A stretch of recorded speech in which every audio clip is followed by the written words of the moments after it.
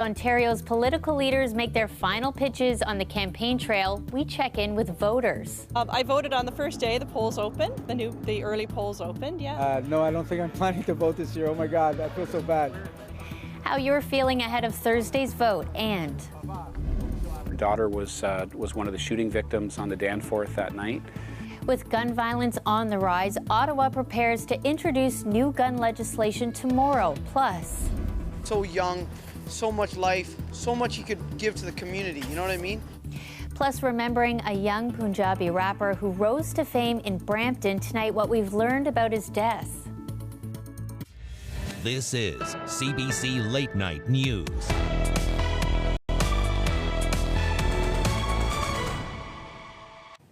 Hello, thanks for joining us. Just 3 full days left now until Election Day in Ontario. Things getting intense on the campaign trail as the NDP and Liberals zero in their attacks on the PCs and Doug Ford. Lorenda Redekop has been riding along with the NDP campaign this weekend. She has our top story tonight. 5 stops for Andrea Horwath, 5 rounds of cheers from supporters. One of the last attempts to whip up votes, focusing on health care in ridings the party sees as close races. This one, Elgin, Middlesex, London. No incumbent, PC for the last 3 elections, Liberal before that. But 4 years ago, the NDP came in second. I say it's the race between the people who have given up voting. And so to me, my big challenge is to get more people to vote. Horwath started her day in Essex. NDP before, also with no incumbent. Doug Ford has said he wants to take this seat. He recently brought in help for this region with auto jobs. Doug waited for the workers and the community agencies to cook the meal, to set the table, and all he had to do was come and eat. This is Andrea Horwath's 3rd stop of the day. It's in London. And right now, Doug Ford, he's also in this city. All 3 main leaders today are in southwestern Ontario. Wow. Polls have consistently put Ford and the PCs in the lead. Today, he held a rally for supporters with no other appearance and no questions from media. But one protester tried to interrupt his tightly controlled message. You need to be honest with them. His issue? Privatization and health care. He was quickly pulled away by security. Liberal leader Stephen Del Duca also held a rally. If people weren't sure whether he was trolling Doug Ford, the rally name left no question, complete with a chant. We are going to burst that bubble and be done with Doug. Done with Doug. Earlier, Del Duca was in Windsor, also attacking Ford for losing out on a planned manufacturing plant for EV batteries and thousands of jobs due to a lack of energy supply. But he also contrasted his party to the NDP. I think that people in this region and across this province know this is not the time to take a risk on another team, in this case the NDP. The last NDP stop of the day, Niagara West.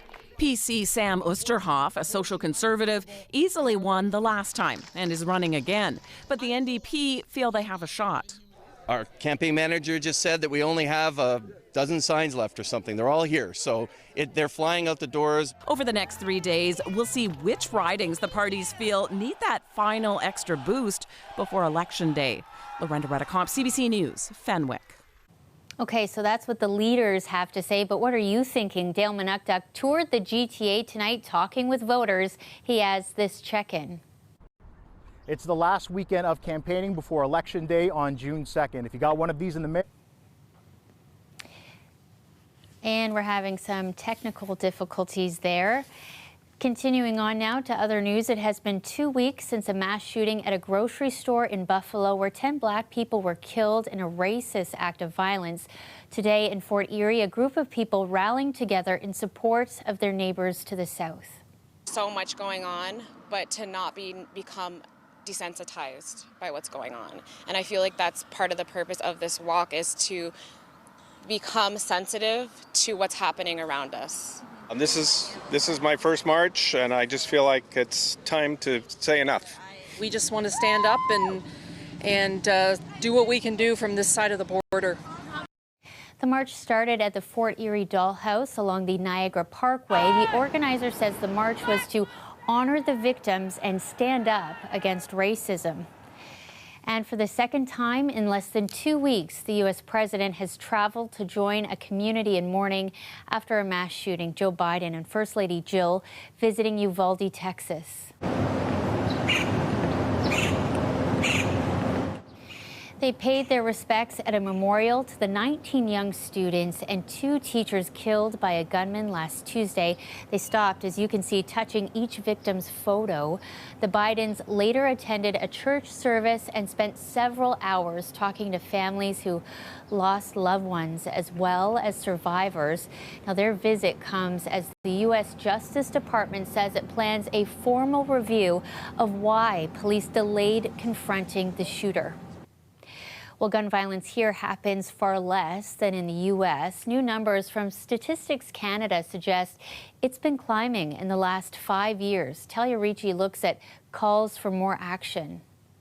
For Ken Price, gun violence isn't just an American problem, it's personal. Our daughter was one of the shooting victims on the Danforth. Samantha Price survived after being shot on a Toronto street 4 years ago in a violent spree that left 2 people dead. It also launched her father's advocacy work.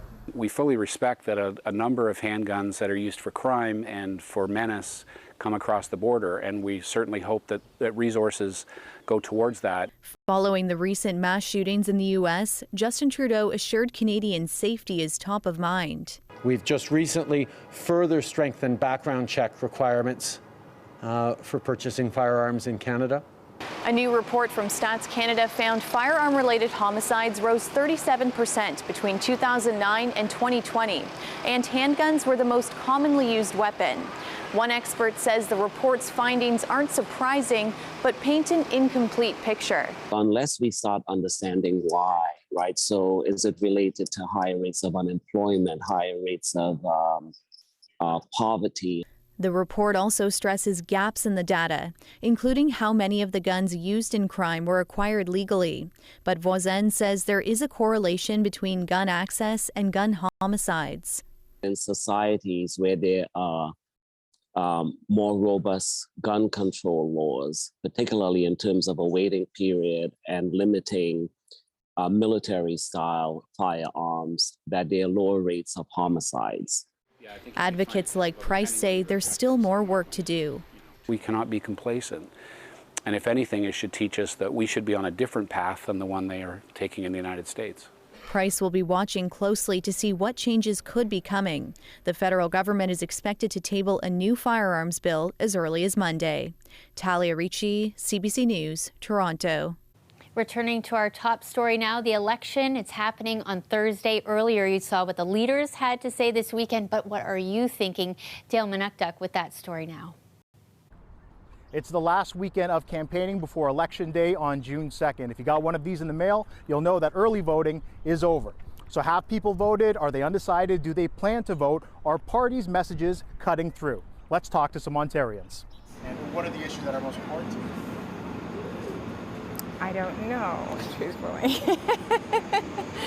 I don't want Ford back in. I know that. Yeah, I gotta obviously educate myself a little bit more before I do. We were able to buy our first home, but like anyone looking to buy affordable housing, our small community lacks it. Yeah, I did early voting. I was really big on housing. I think living in Toronto especially has sort of opened my eyes a lot to the sort of inequalities that exist within that market. Now, the few we spoke to there in Toronto all plan to vote if they hadn't already. But what about here in Brampton West? It finished in the bottom 5 for voter turnout in 2018. Do they plan to cast a ballot this time around? Oh, yeah, definitely. Maybe. Oh, okay, no, it's okay. I don't know anything about the election. That's what I was going. Yeah, I'll pass on this. Thanks. I voted on the first day the polls opened. The early polls opened. Yeah. And so, what were the issues that were most important that led to your vote? Well, health care, of course, but gun control. Now, Vaughan Woodbridge, where Liberal leader Stephen Del Duca is from, is right at the provincial average, 56%, which he lost in 2018 by 19 points. We've heard from people in Toronto about affordability, a woman in Brampton about health care and gun control. What's on the minds of voters here? Pretty much spending, inflation needs to go down, gas. Honestly, more of the small businesses, you know, they took a big hit. No, I don't think I'm planning to vote this year. Oh my God, I feel so bad. Why not? You know what? Because it's all the same stuff. Every guy promises everything every single year. Now that's obviously a very small sample size, but different voices from different parts of the GTA. CBC's current poll tracker has Doug Ford's Progressive Conservatives comfortably ahead at 37%. Election day is on Thursday. That was our Dale Manukduk reporting. Well, in other news, almost 10,000 people in Ottawa are still without power after last weekend's storm. Well, some are frustrated with how long it's taking to get things back up and running. As Julia Wong shows us, others are taking it in stride. Mervyn Brown's daughter Myrna drags a bucket of rainwater into her father's house. It relies on a well, which cannot run without power. So Brown has been using the rainwater to flush toilets, and we've got a garbage can there and a wheelbarrow over there connecting it off that roof. This is what life without power has been like for the 95-year-old after last weekend's severe storm. The freezer, we just took some of that out yesterday. I imagine somewhere between $500 and $1,000 worth of frozen food. It's a bit like camping. The storm hit Ottawa 8 days ago, and cleanup is still very much underway of downed trees and branches, a reminder of how powerful this storm was. Mike Gardner has been relying on a generator for more than a week. We have the power coming back through the back window here, through the little hole. It's enough to keep the fridge and the coffee maker running. It keeps your lifestyle to the basics, but at least we can function without the loss of anything. With little to do inside, Safraz and Anita Mohammed have been spending time outside. They've been relying on the kindness of neighbors sharing their generators with them. It's obviously, we have there are cons of not having electricity for 7 days, and as the days go by, it's getting harder and harder to probably continue to function like this. And trying to look at the silver lining. I love that my husband wasn't watching so much TV. Crews have been working to restore power, and moments after our interview, the Mohammed's power came back on. This is so good. I'm so happy. Others are still waiting, like Brown, who has no plans to leave his house. Well, this is my life. I'm 95, and I haven't got that many more years to go, and they're going to be spent here. A show of resilience in what has been 8 days of hardship. Julia Wong, CBC News, Ottawa.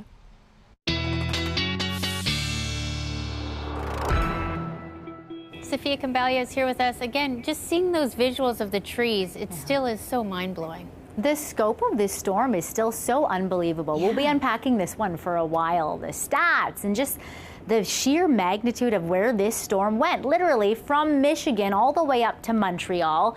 One still nice, comfortable overnight period for those of you in Ottawa and really right across the board to continue the cleanup or at least have relief because the heat comes in as of Monday morning. Special weather statements are out already. I expect these heat warnings to grow, not only for the forecast temperatures for the next few days that will be in the 30s, but also the overnight low that will be feeling into the 20s will be quite sticky. You won't have that chance of relief. And I know there are still quite a few air conditions not working across the province. Monday afternoon, 30s across the board.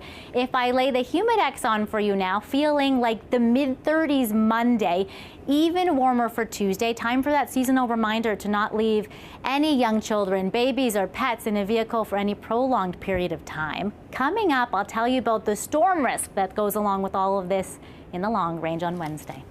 Okay, thanks, Sophia. I'll see you soon. A Punjabi rapper who found success after moving to Ontario was killed in India today.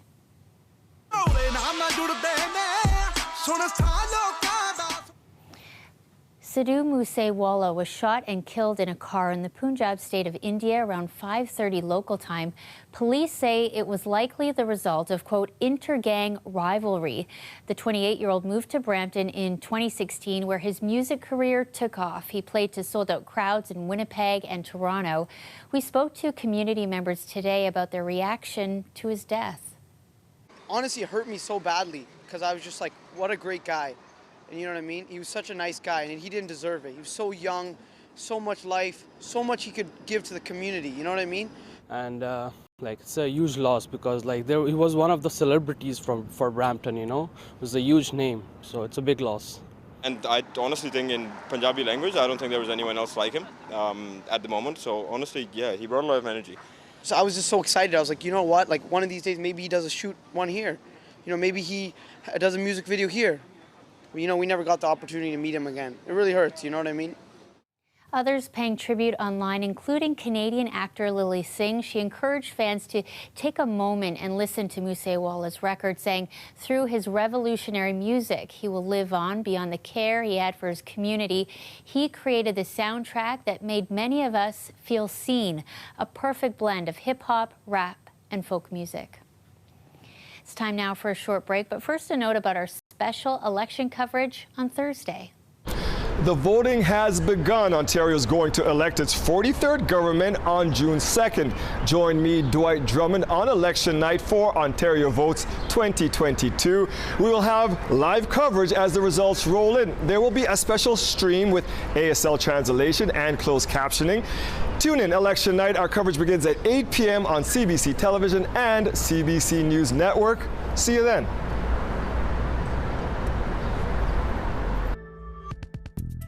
Welcome back. It is the end of an era for the Sunday St. Lawrence Antique Market. Talia Ashry was there as loyal shoppers said goodbye, and as she shows us, the longtime owner is leaving with mixed emotion.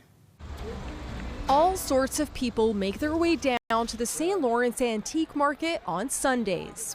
Excited to grow some plants on it. It's magnetic, so we're going to stick some photos on here. Yeah, it's a really unique piece to hang on the wall. It's a community made up of young urbanites to antique aficionados to savvy collectors.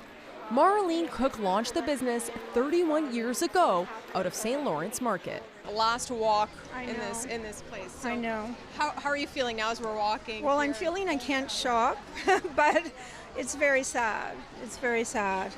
Because of renovations on the North Market, for the past 5 years, vendors have been relocated to this tent. Marlene is a member of the St. Lawrence Market Precinct Advisory Committee. The parameters state that the farmers market and the Sunday Antique Market would be retained on the ground floor in any redevelopment of the North Market. But in a statement to CBC, the City of Toronto says Marlene's license will be terminated as per their request on June 10th, 2022. I didn't really choose to want to end this licensing agreement, and when I found out that their plan was to do a request for proposals for my personal business, the Sunday Antique Market, it didn't seem like any sense that I should continue on holding my market for someone else to buy my market. But the city tells CBC a request for proposals was one of several options being explored. John Penner is a regular. He just found out he'll have to make new plans for next Sunday. This is a venue for people to go out, socialize, and maybe get rid of grandmother's trinkets and recycle. I like old cameras. I like photo albums. David Lewis Sternfeld has been a vendor here for the past 5 years. He drives down from Montreal at least once a month. Anytime that something good ends, it's difficult for a community. The city says it's unclear whether it will replace the Sunday Antique Market. As for Marlene, she's still brainstorming what to do next. I'd like to see them set up in my new market. I got to think ahead. Dahlia Ashry, CBC News, Toronto. Members of the Jewish community in Toronto and friends gathering today to take part in the 53rd annual UJA Walk with Israel. The purpose of the walk, honestly, is to come together and to celebrate our community, to celebrate, being part of the Jewish community and to celebrate Israel. Organizers say it was a strong turnout with thousands registered for the walk, a 7-kilometer route through the streets of North York, ending with a carnival, food, and family-friendly activities. Walkers also raising funds for programs to support residents and communities in need in Israel. It's time now for a quick break. Sophia's back next with your hot and humid forecast for the week ahead.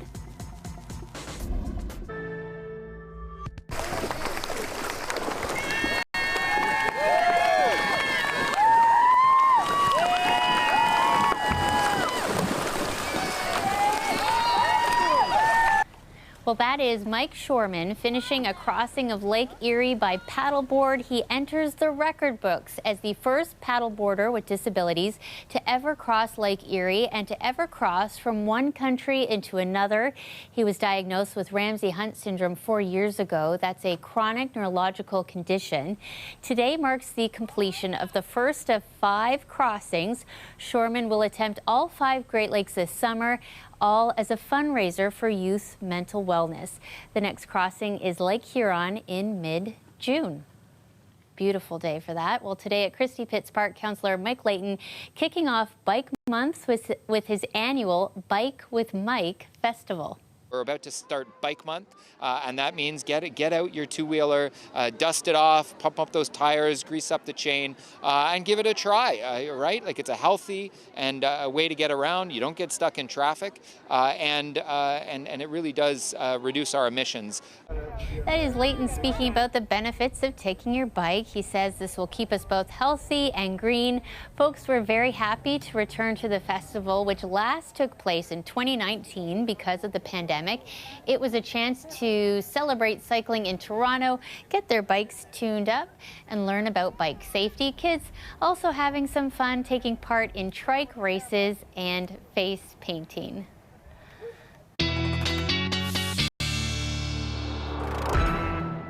Sophia is back now. You're going to want your water bottle if you're planning to cycle anywhere in the next couple of days. Water bottle, sunscreen, those little portable fan things might be useful over the next few days, because it is going to be HOT. Pick an adjective: hot, sweaty, sweltering. It's a 2 or 3 day heat event. Enjoy the mid-teens overnight while they last. Now, other communities across the province have hit 30, but in Toronto, the last time we officially crossed that 30-degree threshold was last August. Now, this time, Monday and Tuesday, the forecast will match the date and be in the 30s. How nice. We match to end off the month of May with a surge.